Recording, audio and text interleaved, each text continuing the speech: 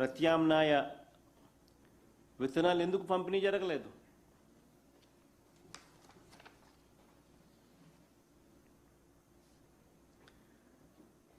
ఇప్పటికే పంటలు వేసుకొని దెబ్బతిన్న వారికి ఏం సహాయం చేశారు? ఇప్పటికే పంటలు వేసుకొని నష్టపోయిన రైతులకు ఏం సహాయం చేసినారు?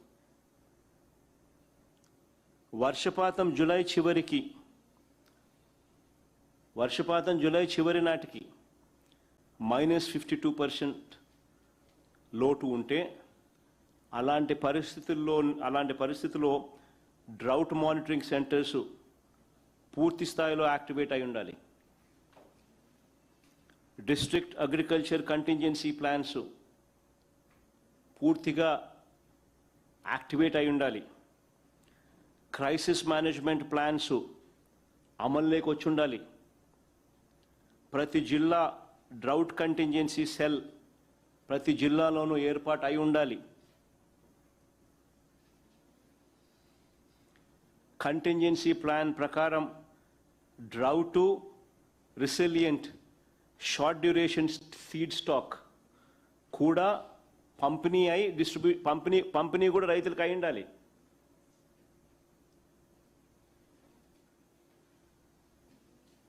మరి ఇవన్నీ జరిగాయా అని అడుగుతా ఉన్నా.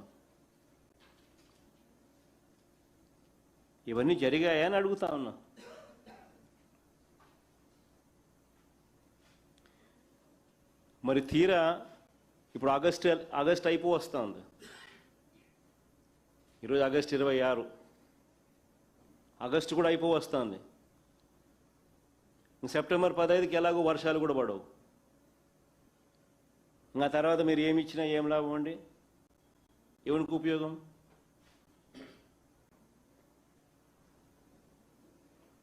ఇంకా వర్షాలు ఎలాగో పడేటివి ఉండవు కాబట్టి మీరు ఎవరికి ఏం మేలు చేసినా, ఎవరికి ఏం విత్తనాలు ఇచ్చినా ఎవరికి ఏం లాభం? నిజంగా వ్యవసాయ రంగంపై ఆధారపడి ఉపాధి పొందుతున్న కూలీలకు అదనంగా ఉపాధి హామీ పనులు కల్పించడం ఇప్పటికి స్టార్ట్ అయిండాలా? పేదలకు ఆహార భద్రత కల్పించడం స్టార్ట్ అయిండాలా? జిల్లాల వారీగా ఫాడర్ అవైలబిలిటీ, పశువులకు మేత ఇపాటికి చూసుకొని ఉండాలి. సర్ప్లస్ డిస్ట్రిక్ట్స్ ఎక్కడా, సర్ప్లస్ స్టేట్స్ ఎక్కడా, వాటి నుంచి ఫోడర్ తెప్పించడము అవన్నీ అయి ఉండాలి. ఆల్టర్నేట్ అరేంజ్మెంట్స్ ఇపాటికి. మరి ఇవన్నీ ఎందుకు కాలేదు అని అడుగుతా ఉన్నాం. మరి ముఖ్యమంత్రిగా మనం ఏం చేస్తూ ఉన్నాము అని చెప్పి గుండెల మీద చేతులు వేసుకొని మనల్ని మనం ప్రశ్నించుకోవాల్సిన అవసరం ఉంది చంద్రబాబు గారు అని చంద్రబాబు నాయుడు గారిని గట్టిగా నిలదీస్తూ అడుగుతా ఉన్నాం.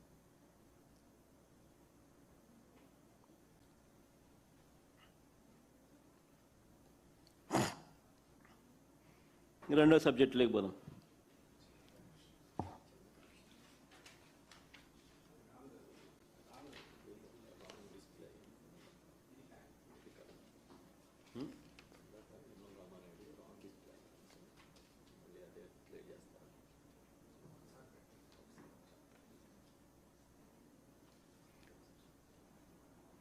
నేను కృష్ణా డెల్టాకు నీటి విడుదలకు సంబంధించిన ఫోటో కొంచెం ఏదో రాంగ్ డిస్ప్లే అయినట్టుంది. నిమ్మల రామానాయుడు పట్టిసీమ నుంచి